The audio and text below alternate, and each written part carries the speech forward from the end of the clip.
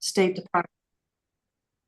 Department of Fish and Wildlife, and he had done a presentation for us previously that is up on the website, I believe, in the members only section, talking about waterfowl in Washington State and some of the concerns about the avian flu.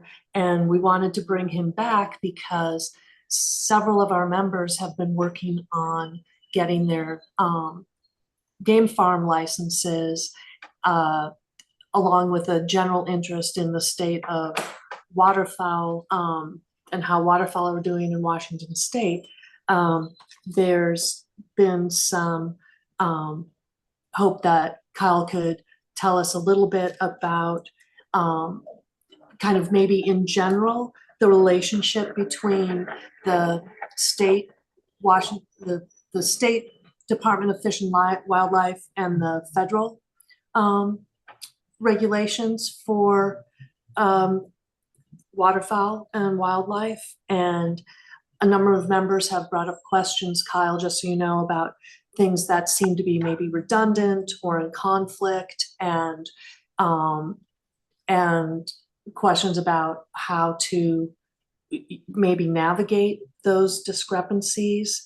And then just more information, if you have it, on clarifications on the waterfowl regulations for the game farm requirements. And then separate from, I think, the game farm requirements, there's been questions about the USDA bird rule addition to the Animal Welfare Act that took place February 21st, 2024.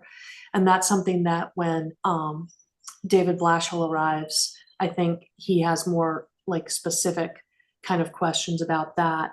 But some of the things that people have, members have mentioned recently is where the game farm requirements talk about the species Anis, covering ducks, but not all waterfowl. So, for example, it looks like if you did a strict reading of the rules, you could perhaps raise teal at a game farm and not have to get a game farm license. In terms of the redundant and in conflict, it looks like the federal department, the federal Fish and Wildlife license asks for quarterly testing for AI, but the state only requires annual testing for avian influenza. And so those are just sort of thematically to give you an idea of some of the questions on members' minds, and just trying to navigate and understand these rules and regulations and how they work together. But we are happy to hear about any waterfowl bird information in general that you'd like to share. And so I'm just gonna turn it over to you to impart your knowledge on us, and hopefully people can ask questions and or send them in the chat box to Jordan. So Yeah. thank you for joining us. No, appreciate that. And yeah, I think I've kind of couched some of the slides towards exactly what you were asking and prompting there. And I think, yes, that is sort of I think the theme that I tried to hit on is sort of navigating that federal state similarities, parallels, where requirements may be similar or may be different, and so we'll try. We'll see where we get to with that. So I'll see if I could share my screen.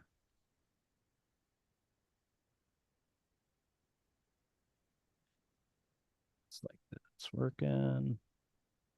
Okay, do my best to watch this, watch sort of for questions and hands and that kind of thing. I'll try to set that up as best I can. I want this to be casual. Obviously, we're not talking about a lot of folks here, but I do want to make sure that I'm kind of honing in on the information that folks are most interested in. And if I don't have answers, that I know what I can go try to seek out for everyone. And I'll do my best. I guess the acknowledgement up front is that, I work for WDFW. I'm the waterfowl section manager. But really my tie is to the migratory game birds. So obviously the waterfowl, but that would also include pigeons, mourning dove, coot, and snipe. And the rationale behind that is the nexus with the laws and regulations that exist at the federal realm, the level that the ultimate authority for migratory birds rests with. And so trying to, sync or fit the federal and state side of things together, that is part of my obligation, sort of my responsibilities here in Washington. And so I will admit up front, it's not always straightforward. And so trying to kind of get to that sort of like what is the actual question that folks are having troubles navigating. I'm happy to help do my best helping with that. And if I don't have the answer today, I'll do some more homework and see what I can help figure out for folks. So just a little bit of background. I don't remember who all was on that last presentation. It's hard to believe that was over a year ago at this point. Seems like it was not that long ago. So I am one of many in the waterfowl section. I have a staff of biologists that are out doing a lot of the fun work of surveys and marking and different assessments, helping us keep monitoring and tabs on all of the migratory game birds that we are charged with responsibilities for. Obviously, that's very slanted towards waterfowl, just because of the sheer species that are here at various times of the year in Washington state. But all of this balls up together into this bigger concept of flyway management of migratory birds. And that's because migratory birds are tied by treaties that have existed in some cases all the way back to 1916. They are formalized in federal law and regulations. They are mimicked and supported and perhaps elaborated upon in state law and regulations in many cases. Formally, the sort of interaction that happens with that group of states that is part of the big movement patterns of the flyways. We are part of the Pacific Flyway. And so the 12 states west of the Rocky Mountains meet twice a year to go through all sorts of topics, both game bird related, migratory game bird related, but also other topics that are related to things like falconry permits or eagle issues or some of the forage fish predation concerns around things like pelicans and cormorants that are migratory birds and protected under the same things that I'm talking about. But those birds sit with another part of our office. Mine are the ones that we have regulatory authority to allow annual harvest regulations, hunting seasons.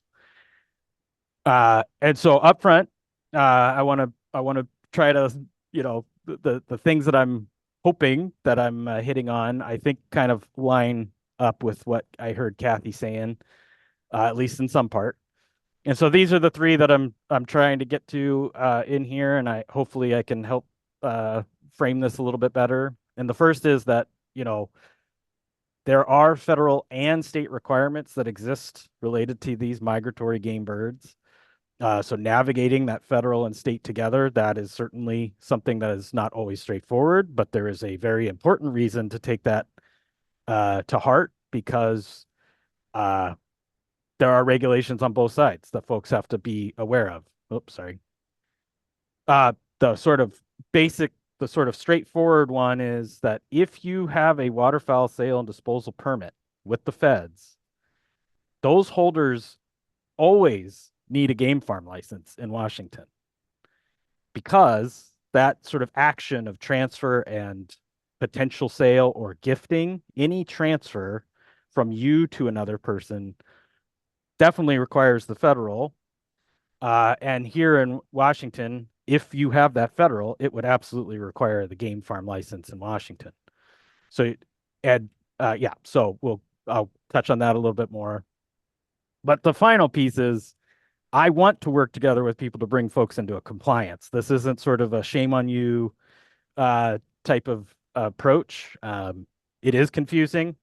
Uh, this is a topic that I've only recently sort of tried to get my hands around because it doesn't necessarily sit with folks in enforcement. It doesn't necessarily sit in the realms of, the wildlife rehabilitation or some of the other captive wildlife realm. It has this particular tie because of those migratory game birds, where we have this nexus with the federal requirements. Okay, so to paint a little broader context, my start, is very research oriented, and it's always been about waterfowl. But one of the first big projects that I got plopped into was at Qinghai Lake, China. Big uh, interior lake, very similar to the Great Salt Lake in central China. It's at 10,000 feet elevation. It's a place where bar-headed geese and ruddy shelduck are very common in that zone. And the whole prompt behind that study starting up was avian influenza.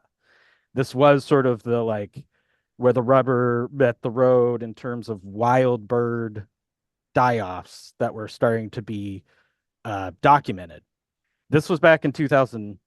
This particular trip was in 2008, but those studies started in about 2005 when there was some real concern about an event that happened at Qinghai Lake, China, where a bunch of bar-headed geese died. Why is this important? Well, we started as part of the USGS being asked to come into these areas where there really was minimal understanding about the movement of migratory birds, migratory waterfowl in this case. And in East Asia, that was coming to a head because of these wild bird die-offs and the linkage between avian influenza, highly pathogenic avian influenza, the very much in parallel with the current strain that has finally made its way into North America. This was 20 years prior to that, of trying to understand this sort of interface. What's going on? What's sort of the risk? Is it all wild waterfowl, or is there some other piece of the chain that we're sort of missing in that storyline? And I bring that up because one of the pieces of that chain that suddenly became very apparent was the fact that there were captive rearing facilities in parts of Tibet that nobody really knew about. There were little rumors about, but they were bringing wild barheads into captivity, breeding them, and then releasing them back out in subsequent years on Qinghai Lake. So while it is a wild species, it was being brought into a situation where things like disease have a much better chance of getting root and, you know, figuring out more effective viruses before getting pumped back out onto the landscape.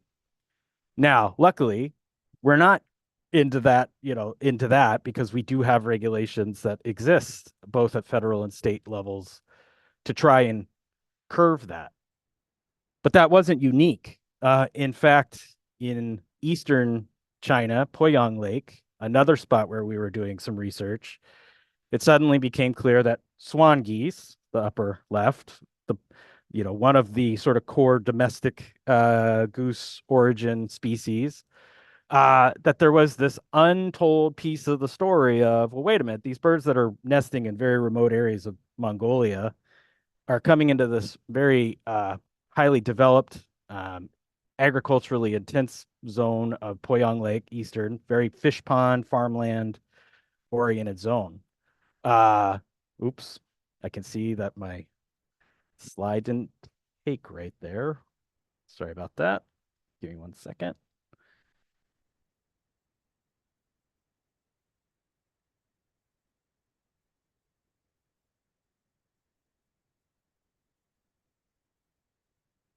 Oh, darn it. Lost my screen.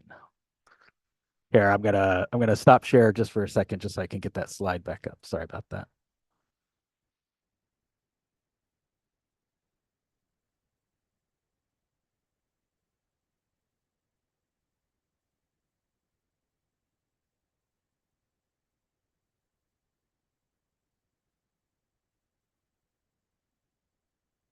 All right, let's try that again.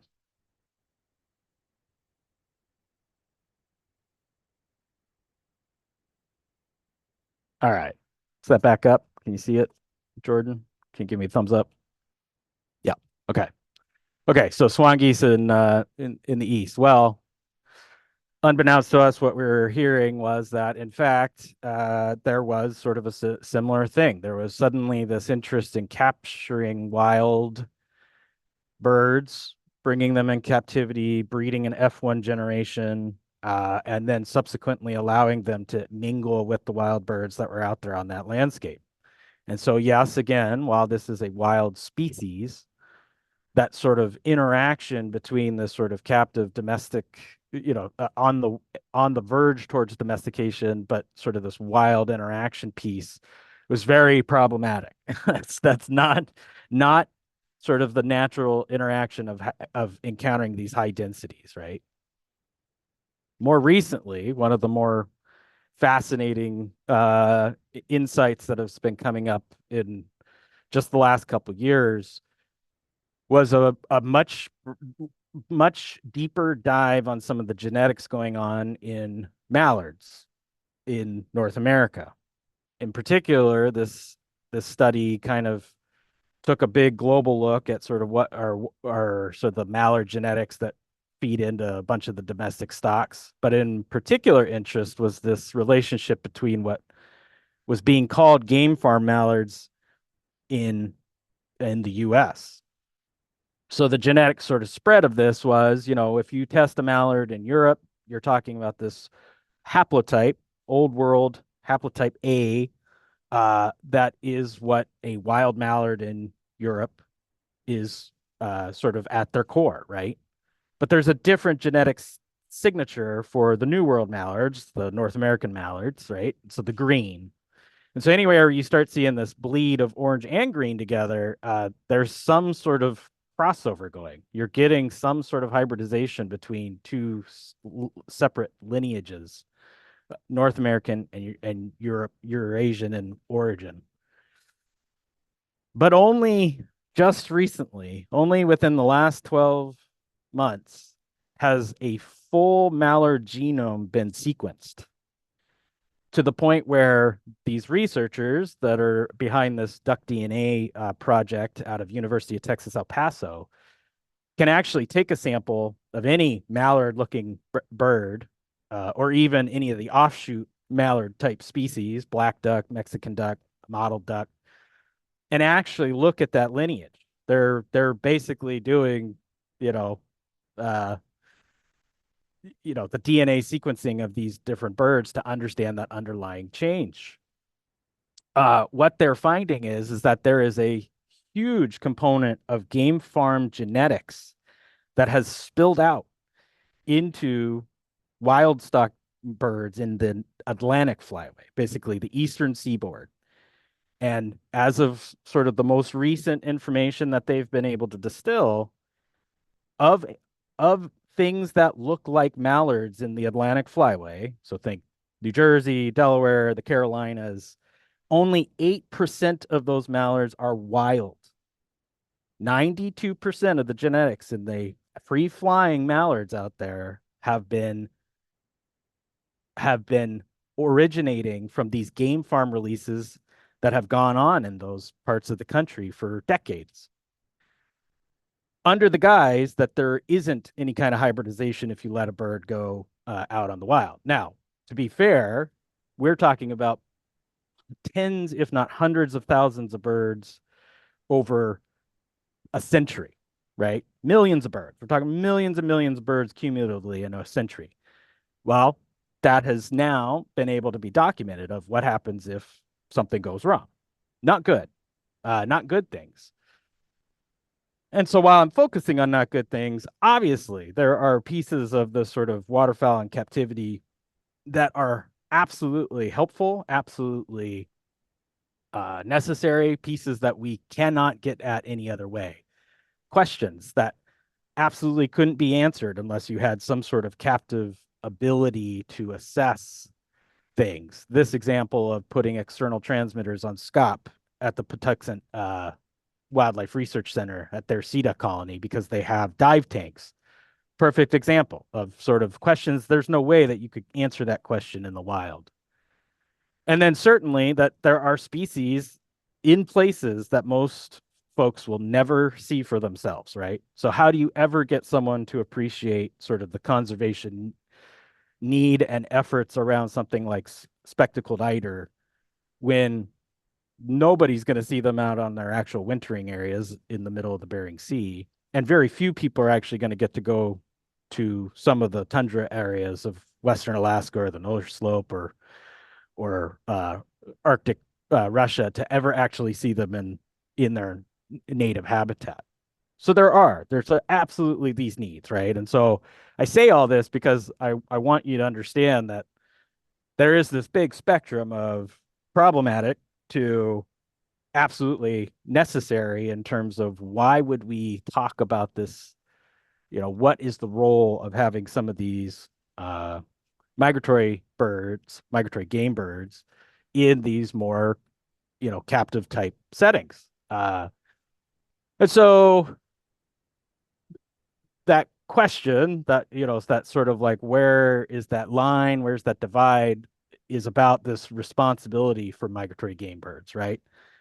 And the bottom line is there is federal and state responsibilities. The ultimate authority lies with the feds, but the states have to come alongside and parallel it at a minimum and potentially put other considerations alongside it. So these are big, broad concepts, but this gets to the point of, are waterfowl protected? Yes, waterfowl are protected, right? The Migratory Bird Treaty Act, which formalized those different treaties with the various countries, is formalized through the actual act. And within there, there's a lot of details about take and harvest, like what can and can't happen in terms of harvest. But then there's federal regulations, sort of the details that are filled in around what is actually meant in the state or in this case, the federal law, right? And one of the more important of those in relation to the federal wording is what is referred to as the 1013 list. This is the actual regulation list that exists that names all of those birds that are covered under the Migratory Bird Treaty Act. And so when you're talking about the federal side of things, in terms of, let's say, species of waterfowl, they'll often refer to the MBTA species. Well, those are the species that are actually listed on the 1013 list. And so that's an important piece, right? That's not our list. It's not a Washington list. We may echo things that are on that 1013 list, but the 1013 list is the regulated list of what is considered a North American waterfowl species that would be protected under the Migratory Bird Treaty Act. This is about hunting, so I'm not gonna focus on this, but just so you know, there's other specifications even about things like regulated harvest that have to actually be abided by, right? We can't just go off on our own. It is only if the Secretary of Interior authorizes it every year that a regulated hunting season can happen. If it's not authorized, then it's not allowed, right? I would have to put a full-blown closure out there on the landscape. So this is why we're keeping our eyes sort of on this through that Flyway Council process, that Flyway partnership. That is those types of conversations. In my world, the harvest regulated and things tied to the migratory game birds. And then there's a whole nother set of biologists that are tasked with all those other species that have sort of that regulatory sort of take or,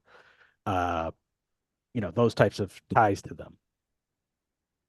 So where we start to converge in this, where do the definitions start to align is that in federal regulation, this term of migratory game birds is what has to be followed, right? And so those species that that have that authorization towards being even able to consider migratory like a regulated harvest season are spelled out in the original treaties. This is treaty language that then they had to formalize, and they are identified at family level for the most part, but then particular species might be called out. So, for example, you know, the best example is the shorebirds, right? Scolopasidae. Why is Scolopasidae won that? Well, we allow harvest of woodcock and snipe, but no other shorebird, right? So in terms of the, well, it was called out in treaty that way, but the sort of specification when you look at the species that are called out, that's woodcock and snipe, right? So here in Washington, we have a WAC, an administrative code, Washington Administrative Code, that then mimics that sort of, well, wait, this is the list that they said. There's some considerations here in Washington that alter that list a little bit. For example, sandhill cranes are listed. And so that is not a species that I'm allowed to think of in the sort of guise of the migratory game bird suite. Uh, and it's this terminology where migratory waterfowl are called out at the family level, Anatidae. So that's the level that's called out. It's the full waterfowl taxonomy. Uh, but that's what's stated in there. Not certain species, not a list of certain waterfowl species. It's called out at the family level. So this is where sort of Washington, as part of the Pacific Flyway, is obligated to follow the federal, language, but we can narrow it.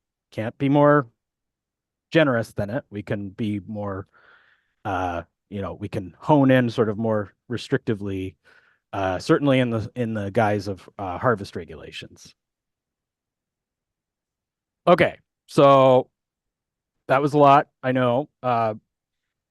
Where this, where this comes together in terms of, obviously we're not talking about harvest regulations, right?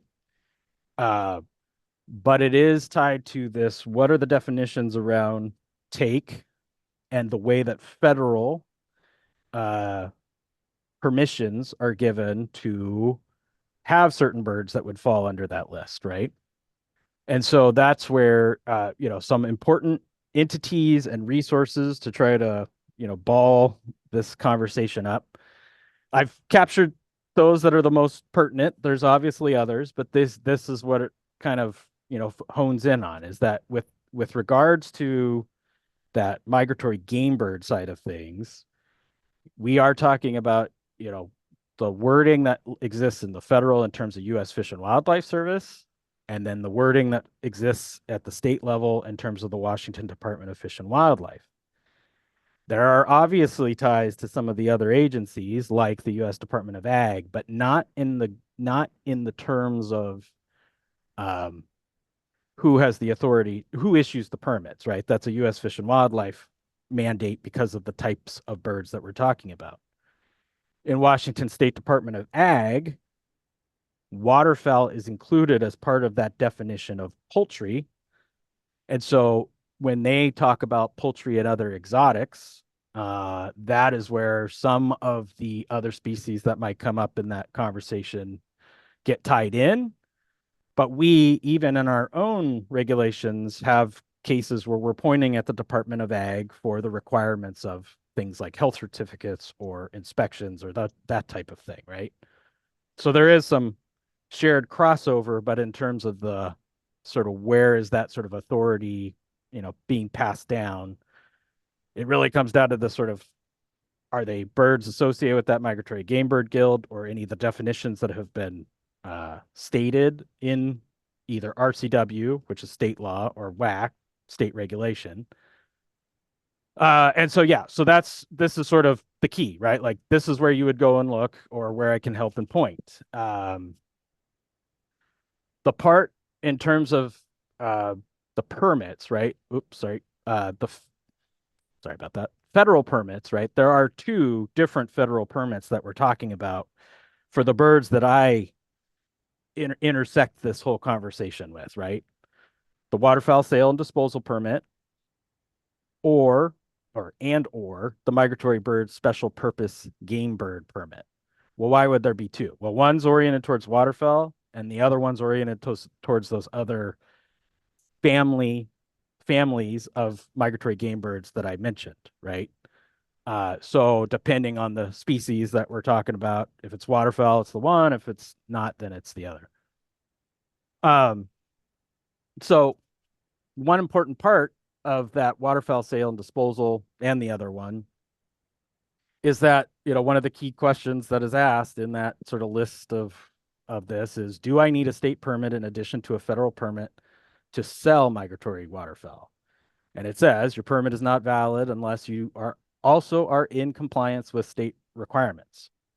That is this piece where it's like, okay, well, so then they're in terms of the sort of, is a federal permit automatically a go?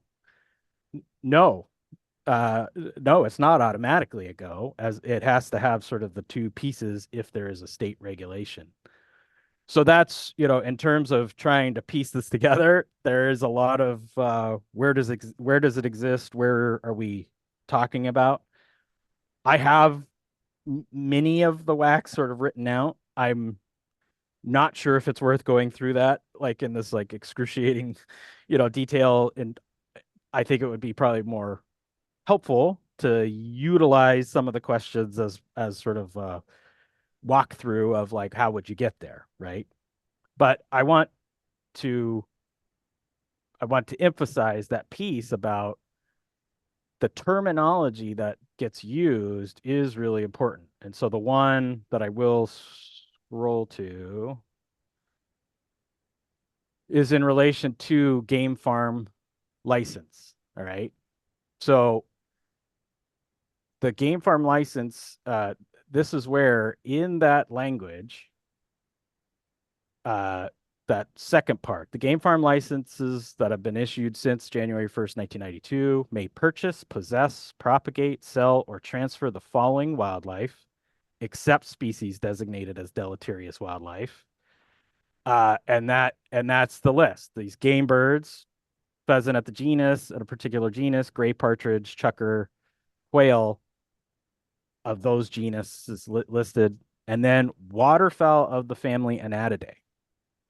And so this is the part where I think what Kathy's comment was about is that it's not at Annis. That's not accurate. It is at the full family level of waterfowl. And so this is where, if it's a waterfowl, and you intend to do any of that, any of those items, listed there, that is where, yeah, in addition to the federal, you would have to have a state game farm license on hand to be able to do that. And so that's where that bullet about if you have a waterfowl and sale disposal permit with the federal government, you absolutely are likely to need a state game farm license. And so that's where uh, I I I have gathered that that's not particularly clear. I've worked with certain folks on trying to get to a better spot with that. But that's what I want to do. I want to work with those folks that might be in that sort of, oh, that wasn't quite clear that that was sort of what was being required, right? This is not new. This is not something that I created. This is way before my time. And so this is more about trying to get folks into sort of realizing that there's this compliance bar that may be vague or maybe just has not been expressed clearly enough. And I'm wanting to work with folks to make sure to get there, right? To my knowledge, there are 11 at the last time that I had a check, there are 11 federal waterfowl and sale disposal permits on file for folks in Washington. And to my knowledge, there's only 3 or 4 of those that overlap with game farm licenses. So there is a problem. And so trying to figure out how can we get folks to make sure that they're in compliance and not potentially putting themselves in sort of a bad spot. That's where I'm wanting to make sure that we have the ability to work together and get folks there. That's what I want to be sure happens, right? So, yeah, like I said, instead of going through all of these different whack sort of specifics, I think it might be better to see if there's any questions out there or any clarification, and then kind of see if there's an an example I can use to kind of go through any of that.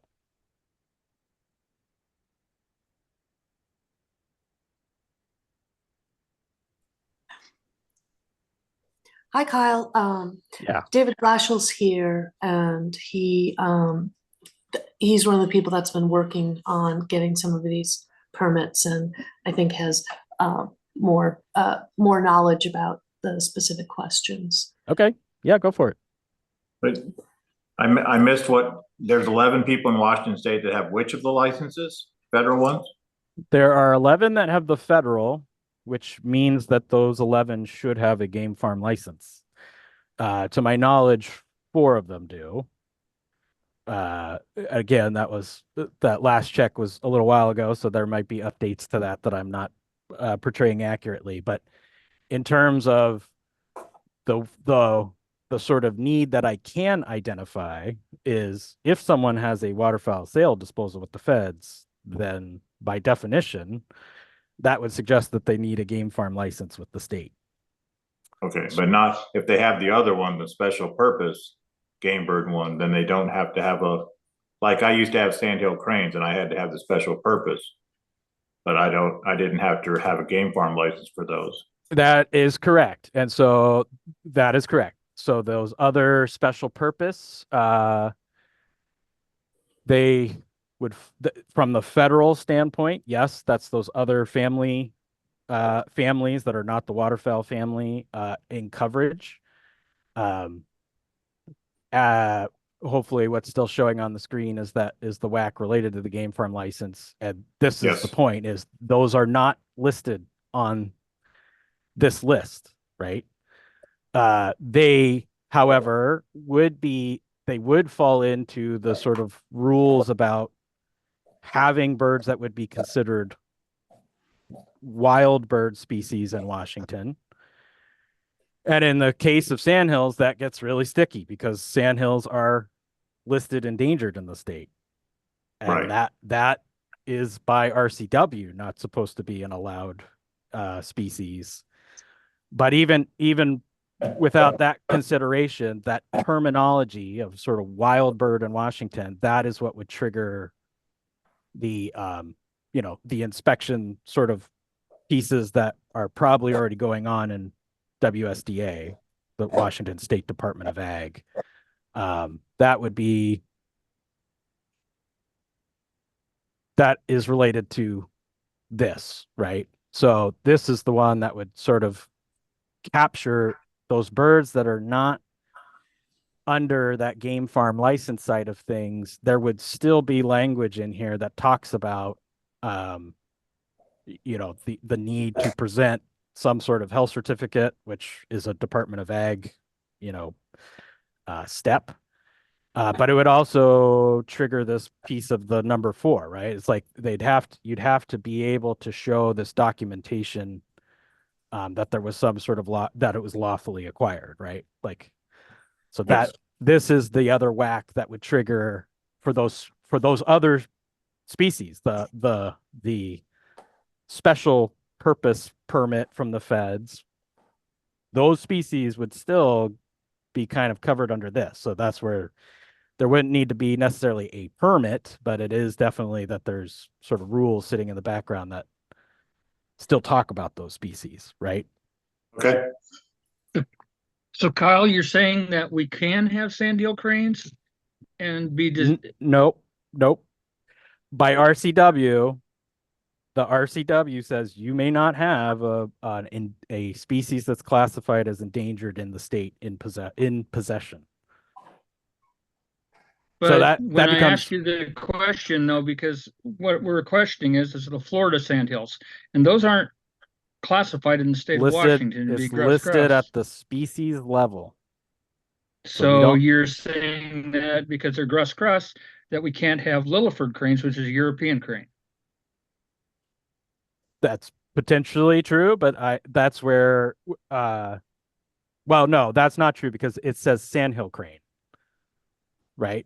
So the species of sandhill crane, that's what it's actually captured at. And I can provide you the RC. But in the Latin name, you're going back to, you're saying Lilifords can't be raised. Or European crane. Well, so that's where, in terms of that listing status, what's the species name that's Yeah. tied to the listing? Is that considered a wild bird in Washington? It's Okay.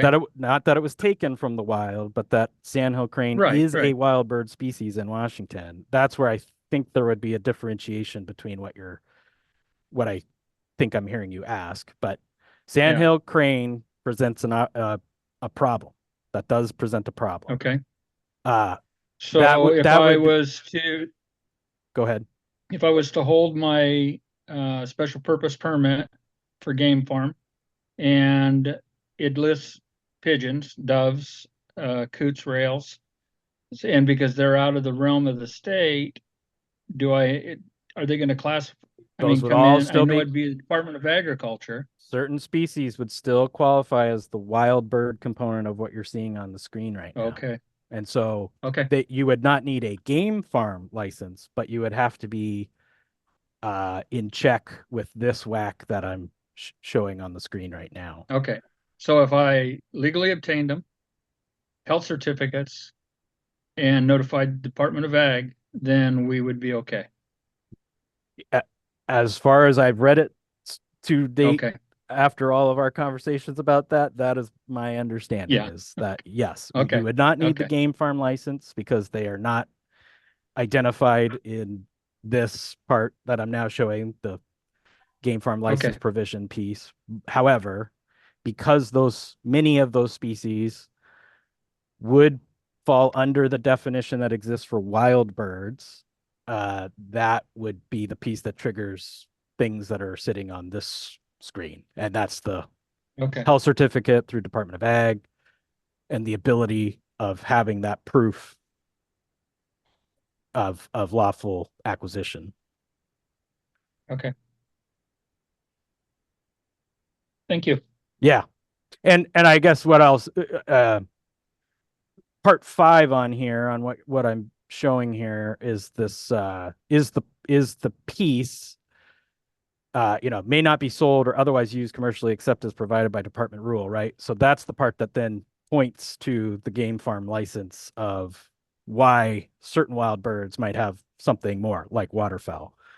So 5 is what sort of points at, not for certain species there's a game farm requirement.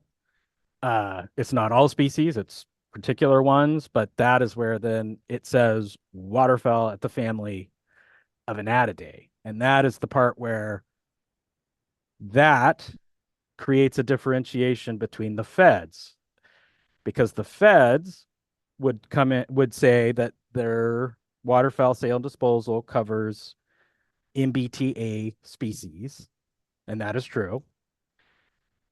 So you would have to have both for MBTA species, but this doesn't make that differentiation.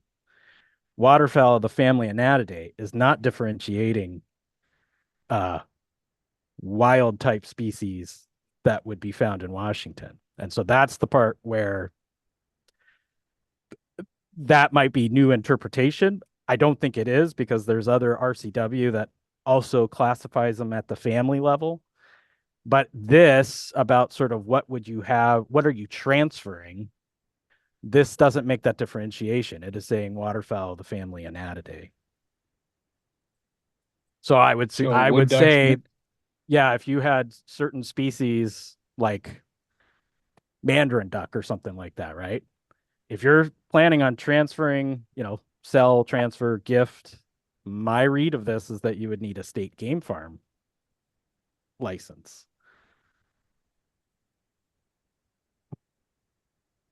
Yeah. But if they're not MBTA, you wouldn't need the waterfowl sale and disposal, right?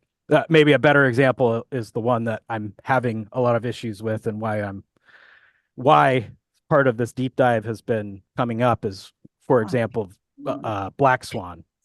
Black swan has been causing some serious headaches in our state. And I'm trying to get sort of a better hold on that, because there are feral black swans breeding in Washington state now, and that should not happen. Shouldn't even be close to happening, but it's happening. So it's one of those, well, wait a minute, like, where's the rules that's kind of bound that problem, right? And so that's why we've been taking a new read of this, is that there are some problematics that have crept up. The one piece on here, it says except species designated as deleterious wildlife, the only deleterious bird is mute swan. That's been deleterious for quite a while. But that is where, even in the game farm license, it says, no, you can't, you're not supposed to have that. So I can't see hands if they are up.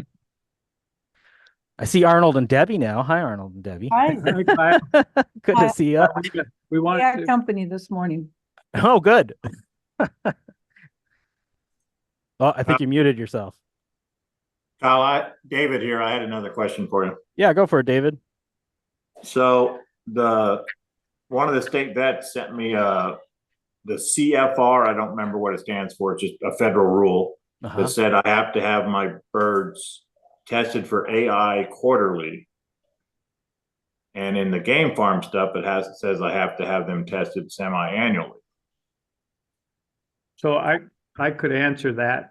I just checked because we're about to do our NPIP testing for AI clean, and they said for us, with our game birds collection, it's semi-annually, not quarterly. Good, because it was getting expensive to try to do it quarterly really quickly.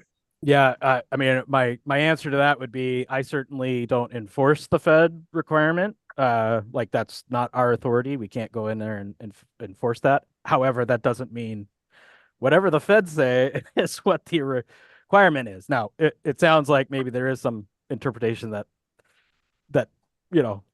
is out there that it's not 4 times a year. That would seem extreme to me, even given heightened concerns. But this, the one that I have up here, this suggests,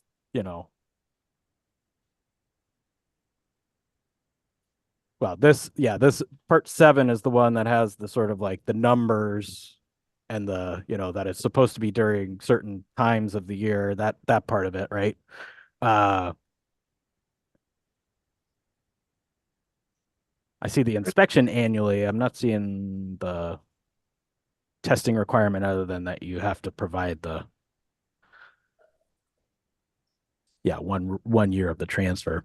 So I would say, I would say Arnold probably knows better because he's been through it so many times, but I don't see, I don't see the sort of like, if it is that the Feds are requiring more, if they're enforcing it, then they would be coming in and requiring more, but I just don't know. But the federal enforcement side of it is not where I'm trying to come from. Is trying to make sure that folks are, keeping up with being in check with both of them and that we're interpreting our side right.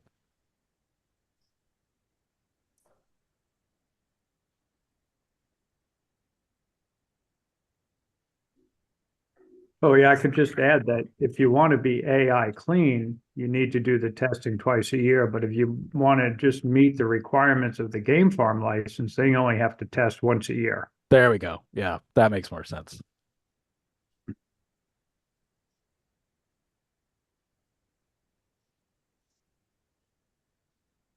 And then how do I go about, I'm in the process of dealing with you guys. I'll throw you in the same group as the Fish and Wildlife. I asked for a copy of all the licensed game farms in Washington State. A copy of all the licensed game farms. Well, yeah, okay. That would be. I mean, obviously, you know who they are. It should just be a print or, copy, paste, and email, barring, I don't need phone numbers, and all that kind of stuff and social security numbers. But it seems like if we should be dealing, as a licensed game farm, I should be dealing with other licensed game farm in the purchase and sale of game birds. But how do I find out who else has it? That's a fair point. Yeah, I would have to ask the two folks that actually administer the actual game farm license side of things. You're correct. I think it would be that we would just have to file a request that minimizes what's the information being handed over, right? If someone requested a public disclosure request of the game farms, I'm just putting it to an extreme. There would be certain pieces of information that would be censored out of that because it's not shareable, right? Like we're Right. not going to give everybody your information out to anybody that requests it, right? So, yes, I think there is a way. I am unaware of anywhere that it's actually like posted, but maybe that's not a bad thing that I could bring up with the folks that oversee that. Is to your point, being able to identify those that are properly licensed. Well, especially. There would be a as reason for that. Licensee. I'm just not someone coming off the street going, hey, can you give me the list? I'm like, I have the license. Yeah. I think that should be included in my $142 annual fee. Yeah, I can bring that up. I'll bring that up with them. I got the form letter back from your public information office basically saying sometime between now and the third week of July, they will decide if I have access to that thing and then charge me for copies of whatever, but right, 90 yeah, days out, but yeah. Yeah, I think it's going to boil down to the catering it to the point where it's not providing information that's potentially problematic, right? Like I can't even put contact information for my volunteer advisory group people on the website, right? Like, so of course their name's there, and then I'm fielding all the emails of like, oh well, I want to talk to this person. It's like, no. Like I'm not allowed to hand out their email and phone number. So I think that's a good thing that we could work on of like, finding a better way of sharing that information to the group of licensed farmers, because the one tie there that would be pertinent is that, not saying this is sorry, this is going to be a lot of moving around, but one of the items in here that's related to dog trials, field trial, dog trial, only mallards identified as one that could be released, right? Well, why is that? Because there's less permit requirements on the federal side as well. It makes me a little nervous. I don't know if you caught the blip I was describing about the game farm, mallard genetic results that are starting to come out and how problematic that can turn into. But the point is like, well, mallards are on, but then there's this tagline in here, this like clarifier, must be acquired from a department facility, which means a licensed game farm, right? So someone that would be doing that, releasing mallards for dog trial or field trial purposes, they can't just release their own. Like they'd have to be acquired from an actual licensed game farm, right? Now, is that going on? Don't know, but that is the intent. And so how would someone actually identify the appropriately licensed game farm? That's where I think maybe the tie of what you're bringing up, I could work with them on the why would there be a reason that someone needs to somehow be able to be put in contact with some of those other folks. But that would be the great, I guess the flip side for me is that would be the good situation, right? Where everybody that needs the game farm license has the game farm license. The part I'm trying to catch up with is apparently not everybody does, right? There's 11 federal permits out, and to my knowledge, there's 4 actual state licenses out. So that doesn't match up. And so I'm wanting to try to help that along, but that's one of those are just if they've actually gone after the federal permit. And I can tell you there's cases where someone doesn't have the federal permit. So that's the sort of, how would I ever know? I wouldn't, unless something comes up where, someone's rearing trumpeter swans in Spokane and they're killing everybody's next door neighbor domestic birds. And they definitely don't have any permits. So those are the types of nightmare scenarios that we're trying to you know, it's hard to corral because you don't even know where to start with of like, who's the person that we're even talking about? Because the federal, nobody has it on the federal permit. At any rate, so it's a good point. I can work with the folks that oversee the license to try to come up with a better way for that. Thank you. And just, this is Kathy, Kyle, just to Kathy. clarify the stats you said before, you said that you had 11 federal game farm. The waterfowl sale and disposal permits, which on are the file. federal, they're Yeah. right. And I don't have them. The office down in Portland has office. 11 on file. And four of those had the state. Four To of my the no- 11. to my knowledge, there's an overlap of 4. And then does that mean that there's a 7 number out of people compliance. that could have the state license and not the federal? That could happen. I don't have a lot of those examples, although I'm a little worried whether or not all folks are, you know, aware of that sort of from a game farm license standpoint, it does actually mean all waterfowl. The problem piece of me saying that 11 versus the 4 is that means there are 7 people that are absolutely out of compliance, because if they're intending to sell or transfer with the federal permit, they need the state permit and they don't have it. So that's, you know, that's a problem statement for me to track down, but there are examples where someone could have the state game farm license and not the federal, but it would come down to very particular species that would hone in on.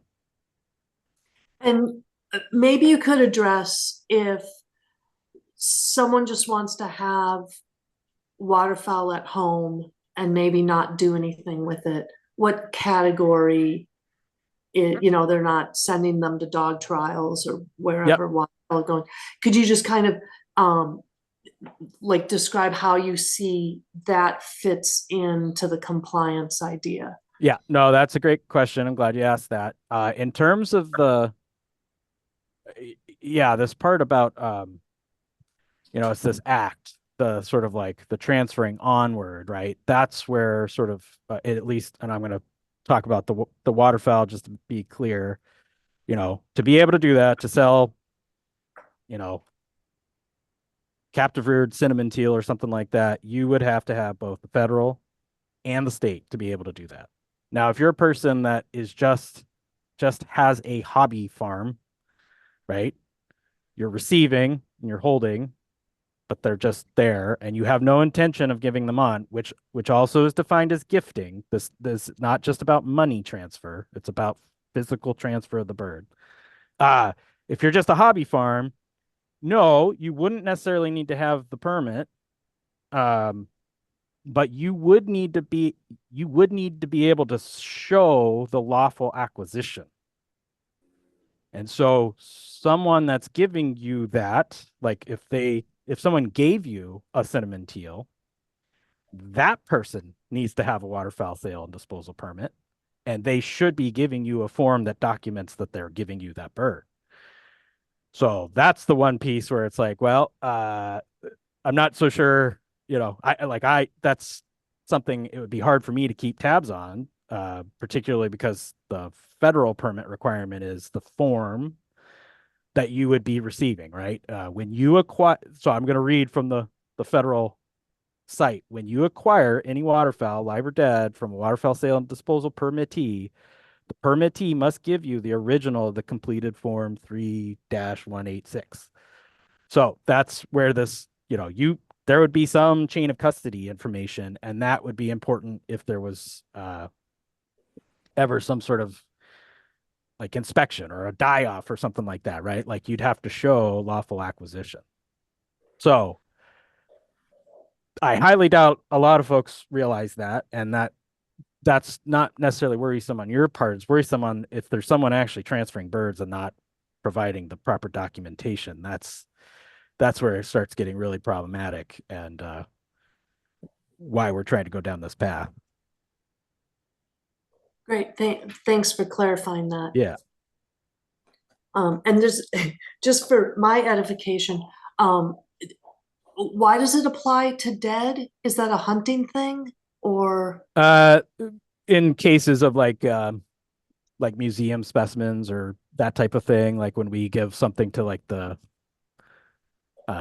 like if someone were to give a specimen to like the Burke Museum or something like that, technically there needs to be documentation that follows that transfer. So anyway, there's other ways other than just hunting that someone might be passing, a bird to another entity. Great, thank you.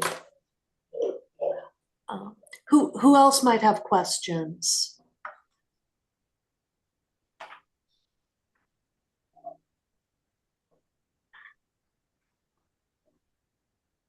Anyone? On different subjects? Go for it. Sure, the meaning of life is bothering you today? Yes. No, I'm just curious, on Bantail pigeons, how's the transmitter project going? Yeah, good question. So yeah, in the I'm trying to think if I have. I'm going to stop sharing just for a second, see if I have something to illustrate that.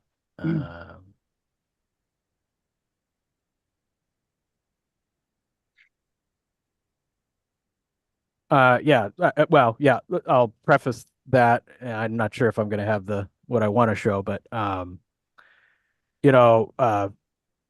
of what allows us, the waterfowl section, to do the work that we do is, we depend on funding that is absolutely hunter derived. And in the case of certain projects, like the bantail pigeon marking that we've been doing, those funds are coming from every time someone buys what used to be the state duck stamp, what's now the migratory bird permit. There is a proportion of that dollar amount that goes towards activities related to the other migratory game birds. So dove, mourning dove, bantail pigeon, snipe, and coot. It's supposed to go towards sort of habitat work, but in reality, those 4 species, we have a hard time kind of knowing what does that really mean. Like, what would you actually do that would be meaningful for habitat work for those types of species? And so we've been embarking on sort of this project with bantail pigeons to try and get a better sense of some of these areas that they're using. I'm not seeing exactly what I want to show you, Arnold, but let's see if I can find something to put up here. At any rate, we've been able to, bantail pigeons are unique in the fact that the ones in our region, the Pacific Coast population, they require the use of mineral sites, basically salt licks, every summer. And they're hyper faithful to these sites. And these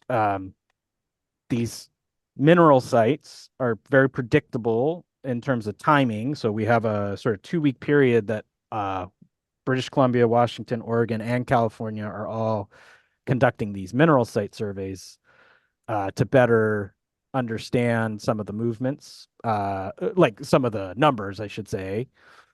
And so, yeah, there we go. I can use this. Sorry, doing this on the fly. So give me a little moment just so I could get something to look at up here. Yeah, here we go. So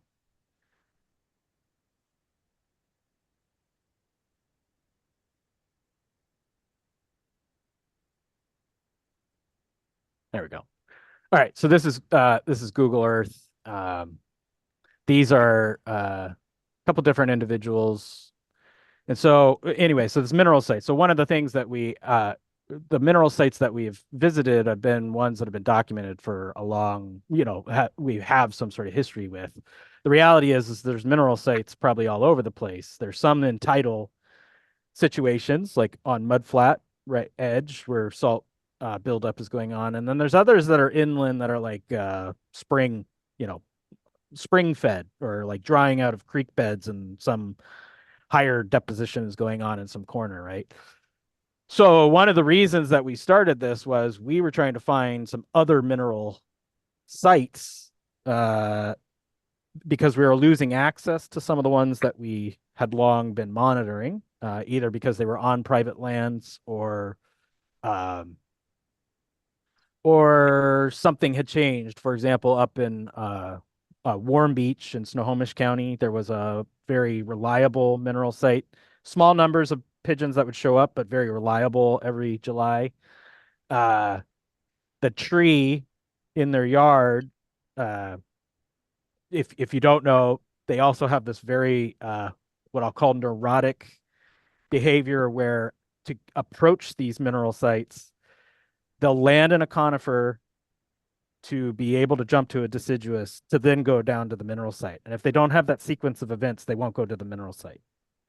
And so it's just like, why? Have no idea, right? But it has to be the perfect situation. So that's not necessarily for a lack of salt concentration, salt licks out on the landscape. It may be more about, well, there's not the right like setup to get to the salt that's down on the mud flat or in one of these creek beds.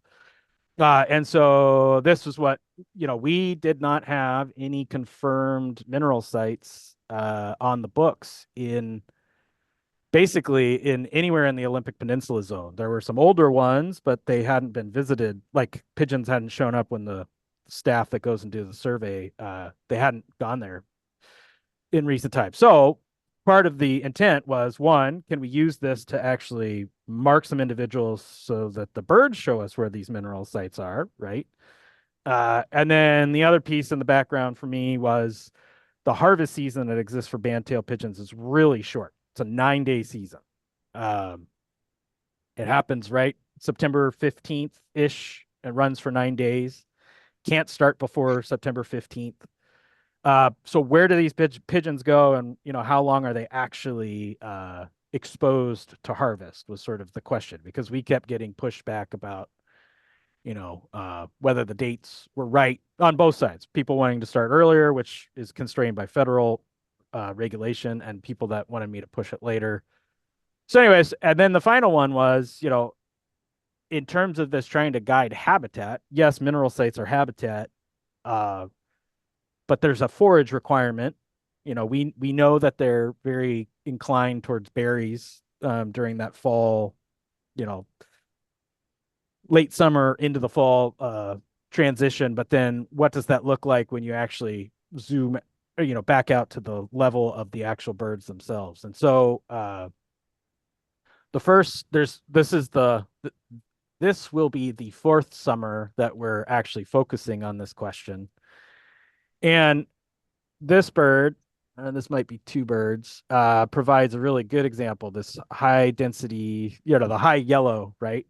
So this bird was making these intense back and forth in this really tight area, but then it would make this jog that's 17 miles, so 34-mile round trip to go out to the site and back, right? So this, we had two other marking areas, and there were other pigeons that were going into that. Well, so this is one of those mineral sites. And so the staff went in there during that period to see, well, how many, like we have one or two marked individuals that are going to the site, how many birds are actually using that site during the period. And their count was about 700 birds. So this is like top one or two mineral site in terms of sheer volume of birds going and using at it. And it's right there outside of Cosmopolis, Aberdeen, right? We didn't know, we didn't have that in the books. I'm sure there's some local hunters that remember back in the day where, they would go out to that, but it's in a tidal slough or tidal stretch of the Chehalis River, right? And so, so that check, we could find some mineral sites by using the birds to guide us. But we were also trying to find some of these mineral sites in other areas. So Arnold and Debbie were kind enough to allow us to mark some pigeons that came to a feeder at their spot. And this is one of I think this is just one, might be two individuals. One moved quite a ways up the Elwha and was using some of the ridges up there, much more long term, and would do sort of check-ins down in the area. But this out here was a spot where two different birds converged, and very, very clearly were showing us that there's some sort of mineral concentration that they're hitting. They sit up in the conifer and then jump down into it, right? And so this shoreline, we've been trying to see if we could get eyes on it better at that time of the year to see if it's a site that we could monitor. But yeah, so we've been still doing that. We've been the regional district biologists have been going out to a couple different areas to try to spread that out. This last summer, we actually had a couple birds marked out by Clallam Bay, and then a couple that were a little bit further inland at the. Actually, they were marked more in this like beaver area. But the remarkable part is, fantails aren't sticking around. And in fact, this is not the most recent group of birds, but the majority have been using the sort of Northwest California, sort of Trinity's Eel River watershed. But this year we actually had several birds that went as far south as San Luis Obispo, the mountain ridges east of San Luis Obispo. There have been some birds that have used the Sierra side. Almost all of the birds are in California during the wintertime. There's a few that stick up around like Grants Pass, Medford, depending on the weather. And so, yeah, so we continue to mark this year. I think the focus is more in the Port Townsend area, although I'm still waiting to hear from the bios about that sort of final selection. And I think we're up to about 30 birds that have been marked over the last 3 summers, and we're trying to get closer to 40 and kind of spreading them around that Olympic Peninsula zone. The movements that they're showing us, in some of these areas of even California, it's like they're in some real remote areas. I know might not think of parts of Central California as remote, but but it's much more associated with like madrone forests. And so trying to document that sort of forest type, is there similarities or are there differences as they're moving south? We're starting to work with some of our colleagues in California, and actually Nevada is getting prepared to mark some on the east side of the Sierras, because there's birds that they'll encounter in sort of the Reno, Carson City stretch. And as far as they know, they think they go up and over and to the other side into California, but they've never marked a bird to really quite understand that. And so these transmitters, they collect GPS quality data. They, at the moment, the way that we have them set, that seems to be working really well, is they collect every 45 minutes during sort of sunrise to sunset, and then it goes to sleep at that time, because they all go to a predictable roost in the area that they're at during the nighttime, so we don't need to be bleeding a bunch of battery power during that time. So I don't know, Arnold, if I don't know what's online in terms of what's made it back to your area. I don't know if there's still some. I do know that the 3 of the ones that we marked out by Clallam Bay last year are back and reporting, so they're already back in the area. So I would expect that we're pretty good into what you're seeing. Any bandtail pigeons you're seeing right now are bandtail pigeons that are actually Washington and not headed up to Alberta or up to British Columbia. None of the birds that we've marked have headed up to British Columbia, but that was kind of the point. We try to trap them sort of late May, early June, because we're trying to focus in on sort of local breeding birds. So far so good. And this will probably be the last round of marking up in the Olympic Peninsula, and then we're kind of assessing, are there any other gap areas that we might be interested in taking this to next, and just getting some more information on a bird that we really don't know a whole lot about, to be perfectly honest. So it's been a good one. That's probably more than you bargained for. Oh, good. That's good news. There was about 30 of them at the feeder yesterday. Yeah. That's good. Yeah, and and part of it for us is this doesn't help us settle the other, the looming question of, but how many are there?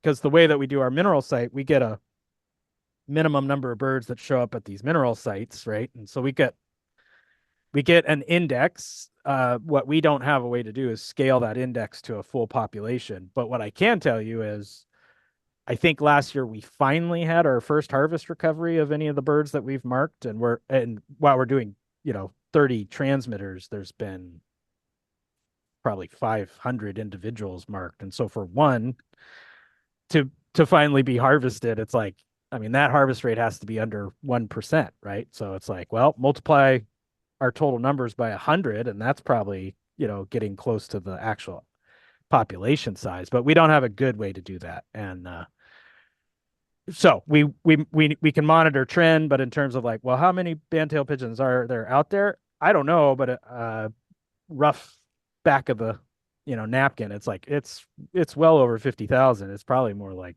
100 to 200,000 just in Western Washington, but I don't have a good way to kind of see that. Now that number means what's passing through during the hunting period. So there could be a bunch of birds that are in the mix from BC when that number would be generated. But anyway, so yeah, it's cool to see, but I don't know if you've seen any of the bands, just the banded birds again.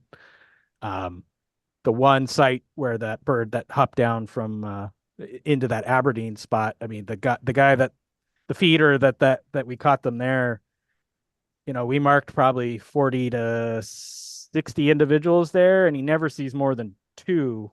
Like, he sees 50 pigeons, but he never sees more than two marks at any given time. And so there's a lot of turnover. Like, so the 40 to 50 birds you see at your feeder every day is probably very likely a different 40 to 50 birds. It's not necessarily the same birds, right? So yeah, interesting. yeah. What All else? right. Yeah, anything else for Kyle? Any other questions? I got a sort of a curveball question that's Okay. fish related, but not. But he's the only WDFW guy I've met so far, so I'm going to ask it. Okay. So, you ready? I'll give it my best. If nothing else, it would be an interesting discussion for the group to find out about. But we're getting ready to spray for the gypsy moth again Okay. in some different areas of Washington State. And so one thing would be is if I need a related tie to you, is how's that type of spraying activity, because it's an aerial spraying mechanism they've used in the past for that, how does that affect wildlife or your waterfowl? But then the second thing is what's an appropriate protocol to, I guess I'll say, protect our aviaries from the what do I say, residual spray that may hit them? Yeah, that's a good question. I don't have a great answer for you, other Oh, than to say, no, you're supposed to have the answer. well, yeah, I know that's usually what's expected, but the sprays, that's a Department of Ag sort of evaluation, right? They have to sign off on those, on the types that are actually used in the state. Theoretically, they've evaluated something along those lines, but certainly we've never done anything to look at impacts to, like brood rearing is the first thing that would come to my mind of like, well, okay, brood rearing impacts would be sort of the problem statement that I would not really have a good way to, like, we don't have a way to assess that because we catch what comes to the traps that's old enough and has made it through the gauntlet of all the, survival checks when we do our preseason duck banding in August, right? But there's all sorts of things that have happened before that, and I don't have a good insight on that. I'd have to do a little bit of research of if there's some of the labs that kind of specialize in that type of exposure trials, if they've done anything with that particular or even that sort of family of sprays, but I don't know it off the top of my head. So I'd have to do some research and get back to you, but it's a fair question, right? And I'd say it's, the concern would be anything that's being ingested, so water and food. But I just don't know what if there's anything that talks about that particular spray type. Right, and I guess I'd leave it to, even the group, if somebody is familiar with any protocols from past gypsy moth spraying or strategies others have used to, or whether it's even a problem with their aviaries when it's happened or whatever. But that's it. Yeah, thanks, Bill. Maybe we'll see if we have other issues and concerns and reach out to get a Department of Agriculture person for a meeting sometime. So thank you for that. Anything else for Kyle? Well, I really, really appreciate your information, Kyle, and your the effort you put into answering some of the club questions. And we'll perhaps stop the recording of your portion and